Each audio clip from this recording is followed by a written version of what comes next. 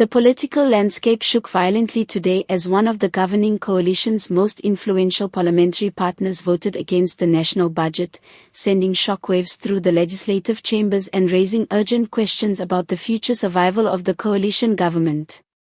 The dispute centers on the controversial VAT hike, a move the Treasury has fiercely defended as critical for stabilizing public finances, stimulating long-term economic recovery, and closing widening fiscal gaps. But for the rebellious partner, long seen as the coalition's conscience on economic justice, the increase represents a betrayal of the very people the government claims to uplift. Their defiant vote, delivered with fiery conviction, echoed through Parliament like a warning shot. In a blistering address, the party's leader declared, "Enough with empty promises. We cannot stand with a government that burdens the poor while claiming to protect them." The chamber erupted.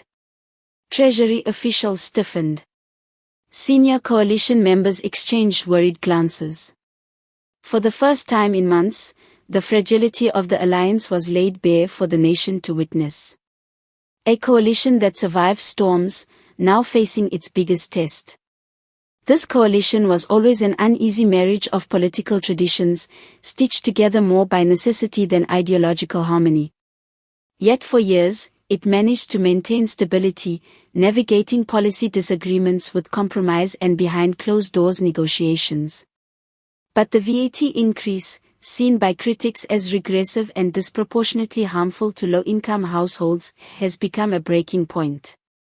Sources close to the negotiations say the partners' refusal was not sudden. They had repeatedly warned Cabinet that they could not support a budget that taxes bread while ignoring bloated waste. Their calls for alternate revenue solutions, wealth taxes, luxury levies, and curbing government excess, were reportedly dismissed or watered down.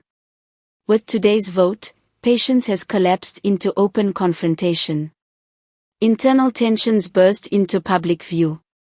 Behind the scenes, tensions have been simmering for months. The partner party has grown increasingly frustrated with what they describe as slow delivery of coalition-agreed reforms, lack of transparency on spending priorities, repeated promises of fiscal discipline without meaningful implementation, a widening trust deficit between senior leaders. The VAT hike became symbolic, a red line, a moral boundary, and a politically explosive issue in a climate already fraught with public frustration over rising costs of living. Their vote against the budget is more than a policy disagreement, it is a signal to their supporters that they refuse to be complicit in decisions they consider economically unjust. Immediately after the vote, senior officials rushed into emergency caucus meetings. Coalition negotiators described the rebellion as deeply concerning and expressed hope that talks could salvage the partnership. But others privately acknowledged the reality: the alliance is now hanging by a thread.